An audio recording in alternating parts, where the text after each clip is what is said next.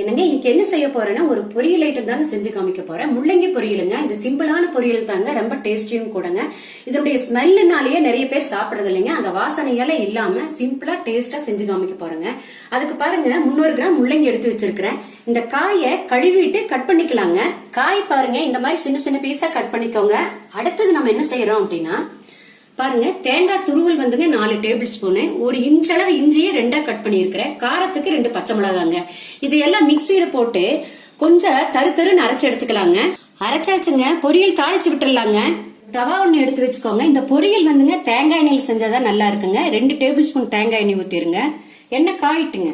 கடுகு, வெள்ளுளுந்து பருப்பு, கடலை பருப்பு கொஞ்சம், சீரகம் கொஞ்சங்க, இதெல்லாம் நல்லா பொரியிட்டுங்க. சின்ன வெங்காயம் ஒரு 4 கட் பண்ணி வச்சிருக்கிறேங்க. அந்த வெங்காயம் இதோட சேர்த்துக்கலாங்க. ஒரு வரமிளகாய், கருவேப்பிலை, இது எல்லாம் நல்லா பொன்னிறமா வதக்கி விடலாங்க எண்ணெயில. வெங்காயம் பாருங்க பாதி வதங்கின வரைக்கும் நம்ம கட் பண்ணி வச்சிருக்கிற முள்ளங்கிய இதோட சேர்த்து நல்லா இந்த ஆயில்ல வதக்கி விடுங்க. இந்த தேங்காய் எண்ணெயில வதக்கும் போது என்ன ஆகுதுன்னா அந்த முள்ளங்கி வாசனையே இருக்காதுங்க. தண்ணி எல்லாம் நல்லா சுண்டிடுங்க. முள்ளங்கியும் பாதி வெந்துருங்க. நல்லா இந்த காயை ஒரு 5 நிமிஷம் வதக்கணுங்க. அடுப்பு சிம்மில் வச்சுக்கோங்க. 3 நிமிஷம் வதங்கின வரைக்கும் என்ன செய்யறீங்கன்னா கொஞ்சமா மஞ்சத்தூள் சேர்த்துக்கோங்க, பெருங்காயத்தூள் கொஞ்சங்க. இதையும் சேர்த்து நல்ல ஆயில்ல வதக்கி விடுங்க. 5 நிமிஷம் வதக்கியாச்சுங்க. இந்த பொரியலுக்கு தேவையான உப்பு சேர்த்துக்கலாங்க. சேர்த்திட்டு ஒரு 1/2 டம்ளர் தண்ணி மட்டும் ஊத்தி விட்டுருங்க. ஊத்தி விட்டுட்டு நல்லா கலக்கி மூடி போட்டு மூடிடுங்க. வேகட்டுங்க. அடுப்பு சிம்மிலேயே வச்சுக்கோங்க.